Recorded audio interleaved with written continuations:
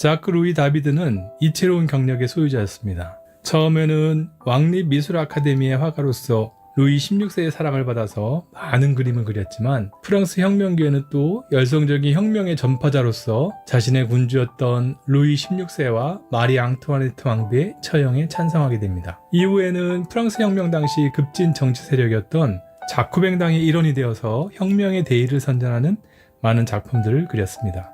그러다 프랑스 혁명의 기운이 쇠퇴하고 다시 왕정 복고의 바람이 불자 나폴레옹을 미화하는 그림을 그리는 황제의 궁정화가로서 변신을 거듭합니다. 프랑스 혁명의 선전가로서 많은 사람들의 사랑을 받았던 다비드는 반혁명의 거두 나폴레옹의 왕정화가로서 배신에 가까운 변신, 타락에 가까운 변절을 함으로써 정치적 목적을 위해서 타락한 예술의 전형을 보여준다는 비판을 받기도 합니다.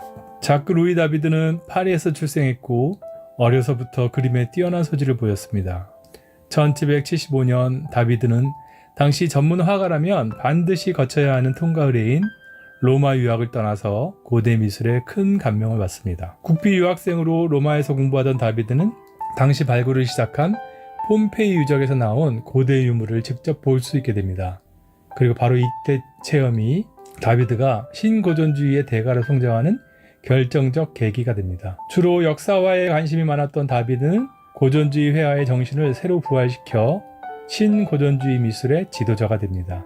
신고전주의는 이전 시대에 유행했던 바로크나 로코코 양식에 대한 반발로 등장해서 형식과 내용의 통일성과 명료성을 강조합니다. 현란한 기교보다는 엄격한 균형미와 절제된 표현 양식을 사용하며 고대 역사 속의 교훈을 재해석함으로써 다비드는 신고전주의를 확립했고 이로써 근대 회화의 시조가 되었습니다.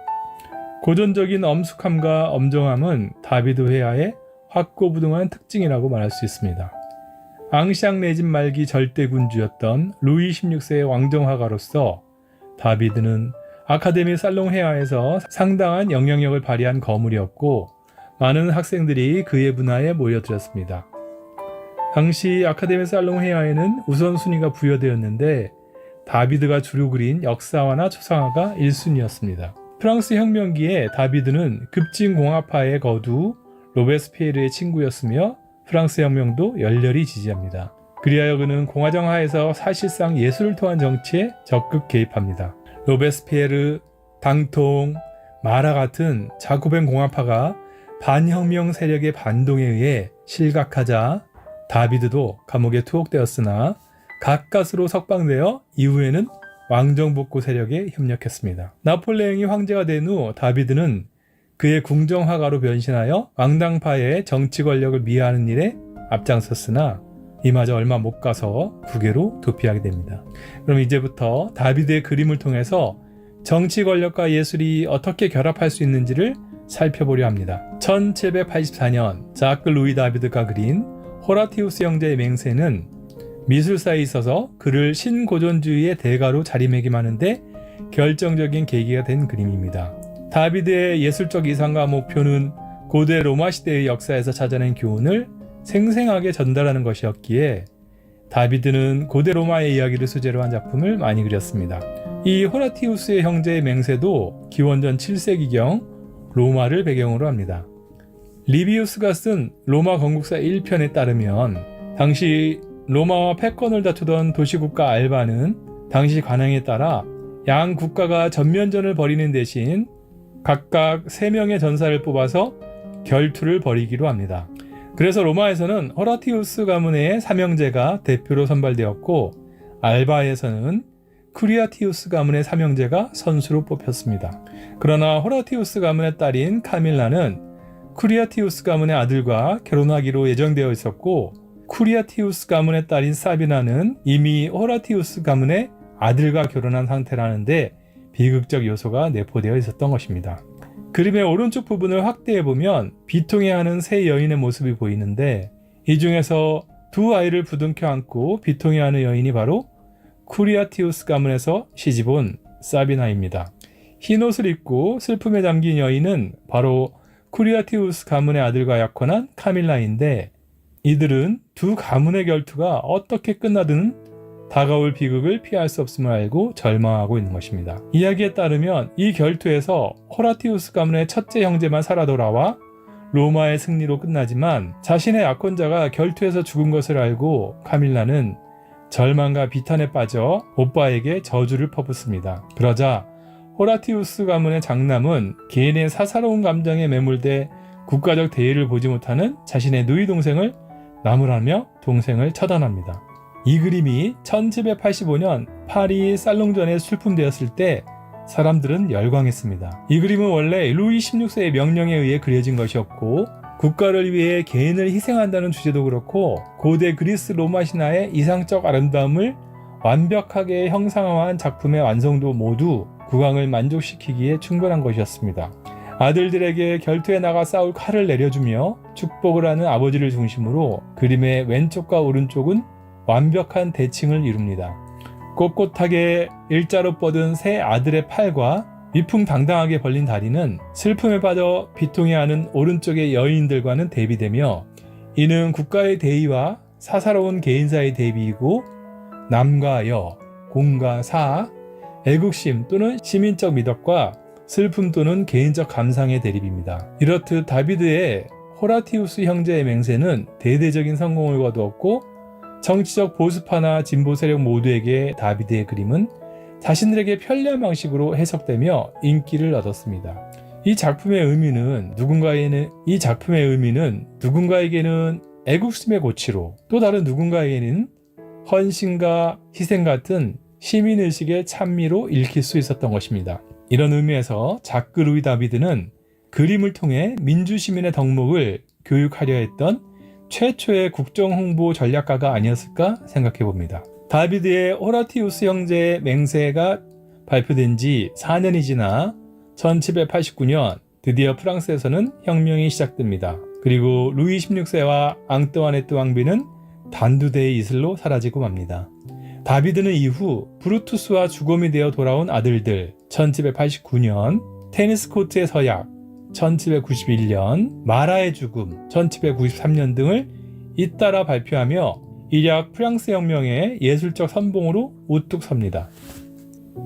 고대 로마의 이야기 속에서 교훈을 찾아 정치적 대의를 위해 개인의 희생을 찬미하고 혁명가의 삶을 극화시킨 그의 작품은 프랑스 혁명 시기 대중들의 폭발적인 반응을 이끌어냅니다. 다비드 본인도 프랑스 혁명기에는 앞서 말했듯이 급진 자쿠뱅당의 일원이 되어 혁명에 적극 가담했습니다. 그러나 당통, 마라, 로베스피에르의 공포정치에 시민들이 질려버리고 반혁명과 반동의 기운이 강해지자 반혁명 세력에 의해 다비드는 혁명을 선동하고 선전했다는 이유로 단죄되어 감옥에 투옥됩니다. 공화파인 자코뱅파에 의해서 단두대에서 처단된 프랑스 절대군주 루이 16세나 반혁명 세력에 의해 처단된 마라나 로베스피에르처럼 다비드도 단두대에서 처형될 위기에 처했습니다. 그러나 가까스로 죽음을 모면한 다비드는 이후 혁명 세력을 압살하고 공화정을 폐지한 뒤 다시 황제의 자리에 오른 나폴레옹을 미화하는 그림을 그리게 됩니다. 시의적절하게 시류에 편승한 건지 살아남기 위해 몸부림친 것인지는 알 수 없지만 아무튼 다비드는 자신의 전 생애에서 모순적인 삶의 궤적을 보입니다.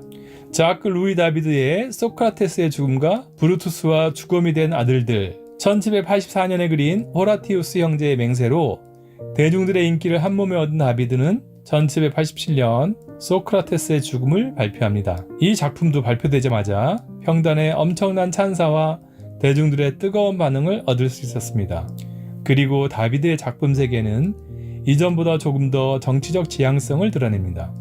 다비드 자신도 좀 더 혁명 세력에 가담하여 급진적 정치 세력인 자코뱅파의 일원이 되었습니다. 그래서 소크라테스의 죽음은 왕당파로부터는 그리 좋은 반응을 얻지 못했습니다. 이 그림은 아시다시피 아테네 청년들을 혹세 무민했다는 이유로 독배를 받고 죽게 되는 소크라테스의 최후를 묘사하는 작품입니다. 제자들은 스승인 소크라테스가 억울하게 죽게 되자 그를 탈옥시킬 계획을 준비하지만 소크라테스는 이를 거부하고 당당히 독배를 마시고 죽음을 선택합니다. 작품 가운데 당당하게 앉아서 왼손으로 하늘을 가리키고 있는 이가 소크라테스, 왼쪽 모퉁이에 고개를 떨구고 비탄에 잠겨있는 이가 그의 제자 플라톤입니다. 이 작품에서도 신고전주의의 대가답게 다비드는 절제된 배경과 단순한 구도의 대비를 통해서 작품의 주제를 효과적으로 드러냅니다. 인물들이 간혹 알몸으로 등장하는 것은 고대 그리스 조각상의 미학적 이상을 표현하려는 의도로 보입니다. 소크라테스의 죽음이 발표된 후 2년이 지나 1789년 프랑스의 대혁명이 시작되고 곧이어 바로 발표된 브루투스와 죽음이 되어 돌아온 아들들은 그 시기와 내용에 있어서 그야말로 프랑스 혁명을 위한 작품이었고 다비드의 심화된 정치관이 그대로 투영된 작품이었습니다. 당시 급진적 혁명파에 속한 자코뱅당의 일원이었던 다비드는 살롱전에는 작품을 출품할 수 없었지만 이 사실을 알게 된 시민들은 거의 반강제적으로 이 작품을 전시장에 걸었고 심지어 이 작품을 돌아가며 지키기도 했습니다. 이 작품의 배경은 고대 로마의 공화정입니다. 자신이 선포한 공화정에 반대하여 반란을 일으킨 아들들의 시신이 그림 왼쪽에서 들것에 실려 들어오고 이를 본 여인들은 정신을 잃습니다. 하지만 왼쪽에 앉아있는 브루투스는 자신의 손가락으로 머리를 가리키며 단호하게 앉아 있습니다. 브루투스가 손으로 하늘을 가리키는 것은 자신은 감정보다는 이성적 판단을 중시하고 있음을 나타내고 있는 것입니다. 이렇듯 브루투스와 죽음이 되어 돌아온 아들들은 호라티우스 형제의 맹세와 유사한 구도와 인물의 대비를 보여줍니다.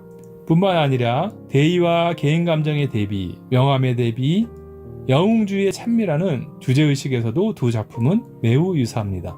공화국의 대의를 위해 단호하게 아들들을 처형한 브루투스의 단호한 의지를 그린 이 작품은 시민적 헌신과 프랑스 혁명 정신에 부합하는 것이었고 혁명을 위해 희생을 감수해야 하는 혁명 세력을 위한 찬사로 읽혔습니다. 1793년 7월 13일 급진주의 혁명가 마라가 자신의 욕조에서 미모의 여인에게 살해당합니다. 암살자의 이름은 샤를로트 코르데. 코르데는 당시 혁명의 추진 속도와 공화제 수립 여부, 국왕의 처형에 대해 마라가 속한 급진 자코뱅파와 대립하고 있던 옹건 지롱드파 소속 당원이었습니다.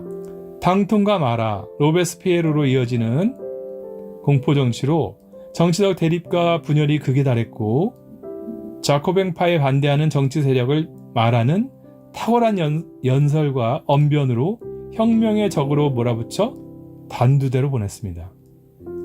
이런 상황에서 옹건파에 속했던 코르데는 마라를 암살해야 이 피해 숙청이 끝나리라 생각했던 것입니다.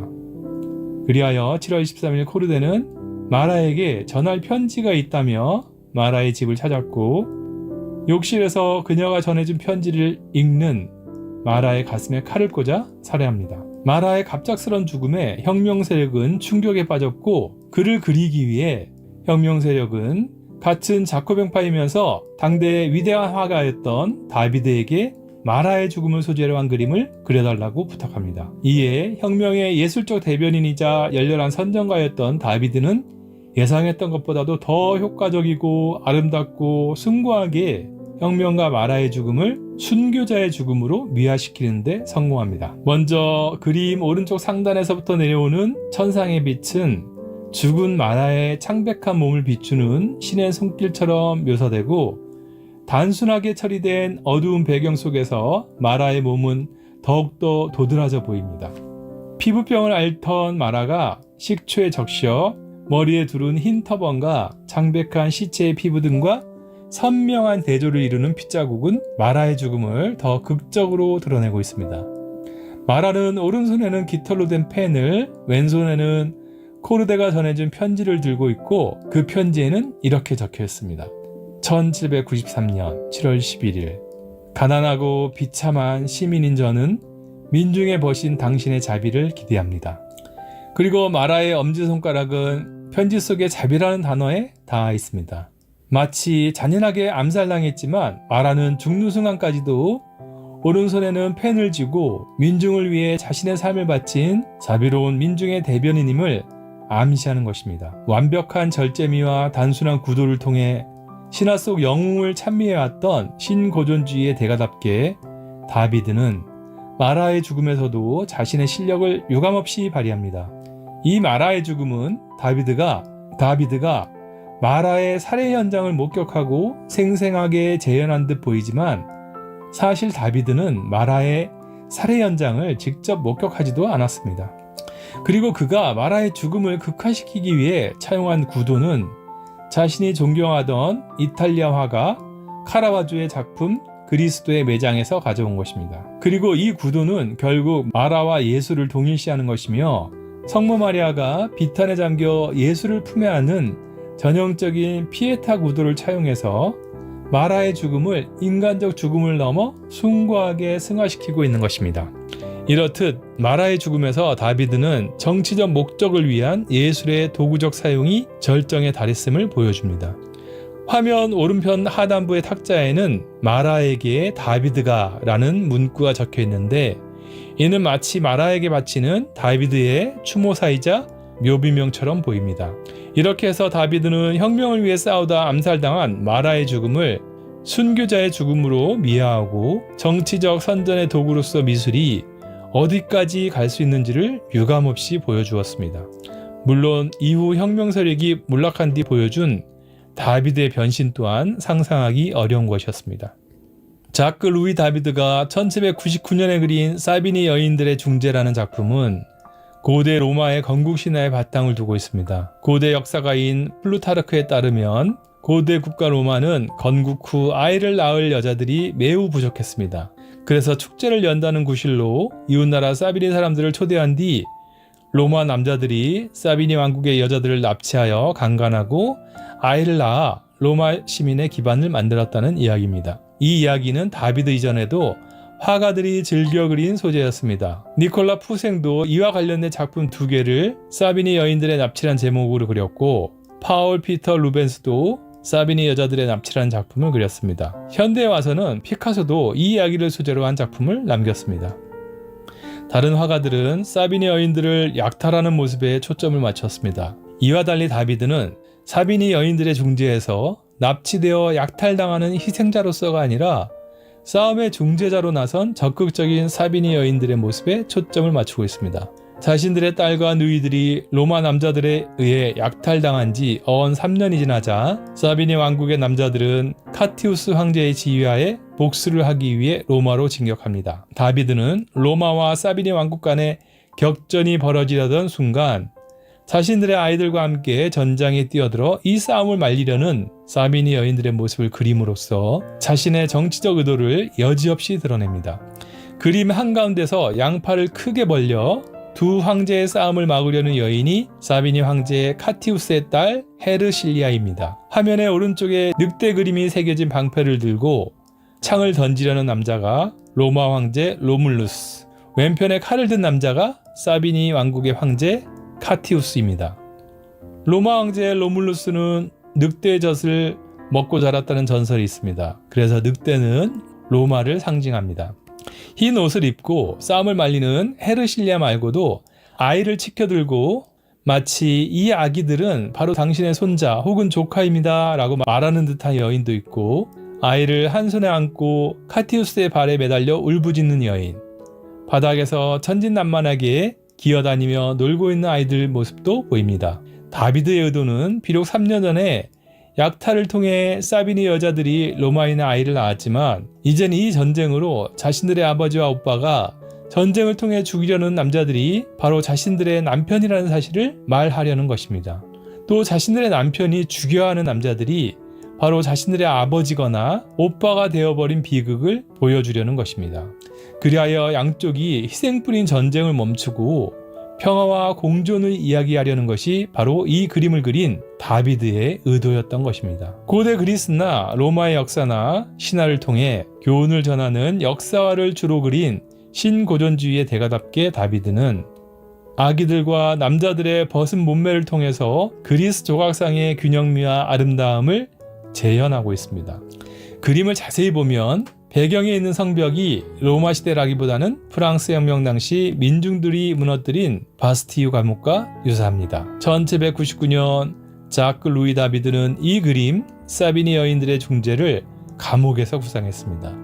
열성 자코뱅파 혁명당원으로서 프랑스 혁명의 선봉에 섰던 다비드는 1793년 마라의 죽음, 테르미도르의 반동으로 로베스피에르가 실각하고 반혁명 세력이 정권을 잡자 반대파에 의해서 감옥에 갇혀 사형당할 위기에 처합니다. 그러자 자신은 화가로서 열심히 그림을 그렸을 뿐이라 항변하며 이제는 평화와 화해를 이야기하는 이런 그림을 세상에 내어놓은 것입니다. 다행히 다비드는 그의 예술적 재능 덕분에 단두대의 이슬로 사라질 위기를 모면하고 이후에는 나폴레옹 황제의 궁정 화가로서 대변신을 하며 이번에는 또 반혁명과 독재자의 예술적 선봉으로 화려하게 등장합니다.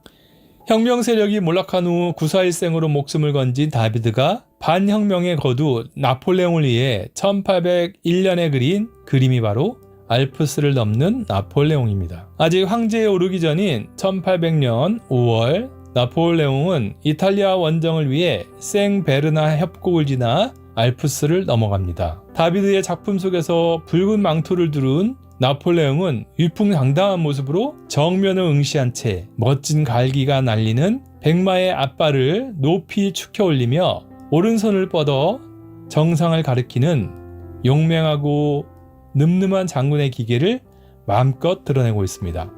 잿빛 배경으로 칠해진 하늘의 먹구름이 날씨조차 험난했음을 암시하지만 나폴레옹은 어떤 고난과 역경에도 쓰러지지 않겠다는 의연한 모습으로 전면에 등장합니다. 그리고 그런 용맹무쌍한 나폴레옹의 지휘에 따라 프랑스 병사들은 험난한 바위 틈을 헤치며 알프스를 아슬아슬하게 넘어가고 있습니다. 말발굽 옆 바위에는 나폴레옹의 성 보나파르트와 카르타고의 장군 하니발, 신성 로마 제국의 황제 샤를마니오 대제의 이름이 새겨져 있습니다. 다비드가 나폴레옹을 누구와 동일시하는 건지 혹시라도 관객들이 모를까봐 친절하고 노골적으로 알려주는 것입니다. 이 작품이 완성되자 나폴레옹을 매우 만족하며 동일한 작품을 3점 더 그리게 했습니다. 거기다가 다비드 자신이 1점을 더 그려 알프스를 넘는 나폴레옹은 총 5점이 전해집니다. 그리고 우리가 아는 불가능은 없다라고 외치는 영웅의 이미지는 바로 다비드의 이 작품에서 기인했습니다. 그러나 사실은 다비드가 그린 나폴레옹은 팩트체크를 해보면 사실과는 너무 달랐습니다. 사실 나폴레옹은 다비드의 그림에 일일이 간섭하며 자신이 어떤 그림을 원하는지 너무나 분명히 지시와 조언을 아끼지 않았다고 합니다. 다비드는 실제 나폴레옹을 모델로 해서 그림을 그리고 싶었지만 그럴 수가 없어서 다른 그림에서 백마의 모양을 차용해 그릴 수밖에 없었습니다. 1834년경 프랑스의 화가 폴 들라로의 알프스를 넘는 나폴레옹이 역사적 사실로서의 나폴레옹의 알프스 원정을 보다 진실에 부합하게 그리고 있습니다. 들라로시의 작품처럼 실제 나폴레옹은 키가 매우 작았고 알프스를 넘을 당시에도 말을 탄 것이 아니라 안내자가 이끄는 노새를 탔습니다. 산악지대를 가기에는 말보다는 노새가 덜 위험했기 때문이었고 자신의 안전을 위해 병사들을 먼저 보낸 뒤에 나폴레옹 자신은 나중에 혼자서 알프스를 넘었습니다. 다비드의 그림처럼 선두에서 병사들을 지휘하는 모습은 결코 아니었던 것입니다. 그리고 그날 날씨도 흐리기보다는 오히려 맑고 화창했다고 합니다. 다비드는 이 작품을 그린 뒤 나폴레옹의 총애를 얻어 몇 년 뒤에는 그의 궁정화가가 됩니다. 나폴레옹과 다비드 모두 예술의 정치적 효과와 정치 선전의 도구로서 미술의 기능을 너무나 잘 알고 있었습니다. 그리하여 황제의 자리에 오른 뒤 나폴레옹은 자신의 대관식을 다시 다비드에게 그릴 것을 부탁하고 다비드는 다시 한번 그 명령을 충실히 이행함으로써 나폴레옹의 총애를 얻어 그의 궁정화가가 되는 길을 걷게 됩니다. 1804년 12월 나폴레옹의 궁정화가에 임명된 다비드는 나폴레옹의 대관식을 기념하는 작품을 그리라는 명령을 받습니다.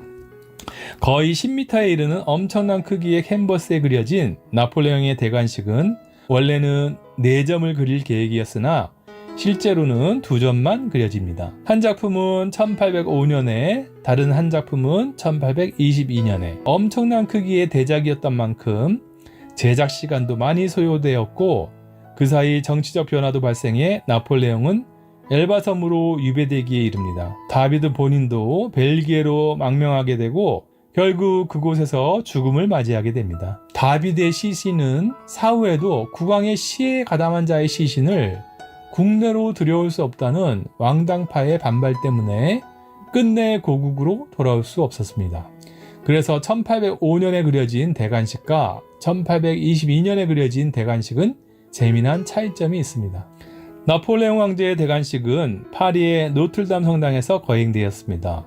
1805년에 그리기 시작한 대관식에는 총 204명의 실제 인물이 등장합니다.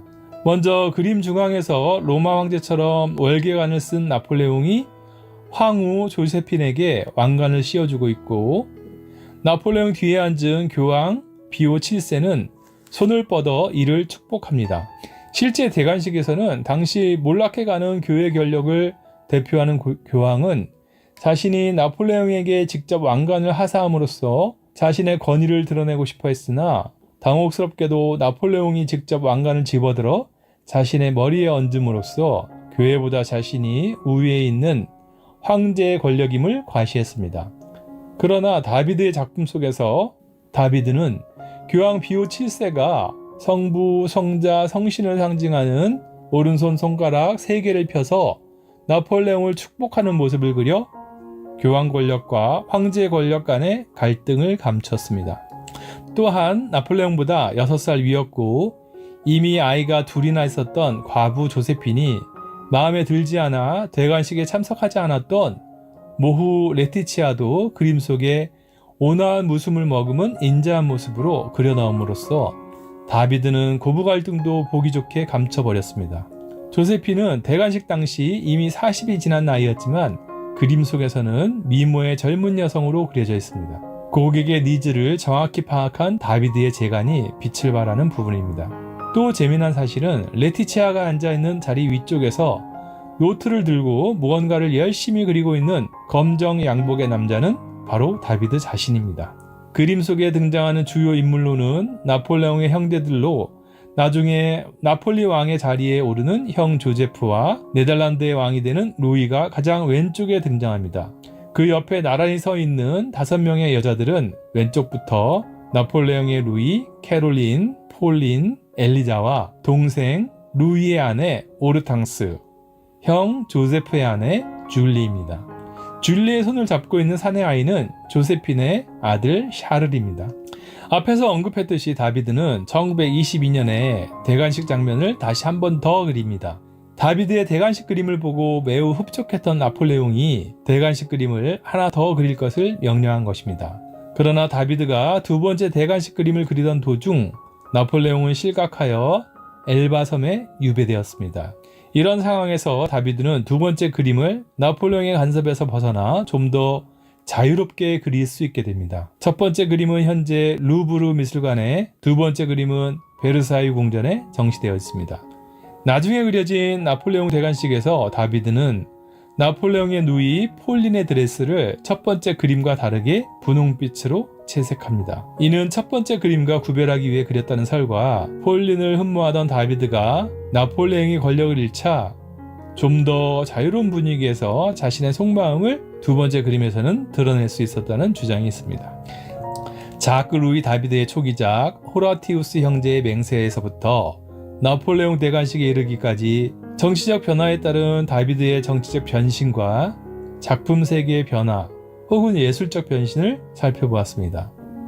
다비드의 작품 세계에서 무엇보다 불변한 요소는 예술적 원형과 미적 숭고함을 그리스 로마 시대의 예술에서 찾는 경향, 색과 구도의 단순한 대비를 통한 주제의 부각, 영웅주의에 대한 찬사, 가부장적 국가주의의 경향일 것입니다. 다비드의 작품 세계에는 지금의 기준으로 본다면 매우 불편할 수도 있는 요소들이 내포되어 있음을 부인할 수 없을 것입니다. 그러나 이런 부정적 요소들이 단지 전형적인 가부장주의의 선전물이라거나 영웅주의를 미화하기 위한 미술의 타락으로만 치부할 수는 없다고 생각합니다.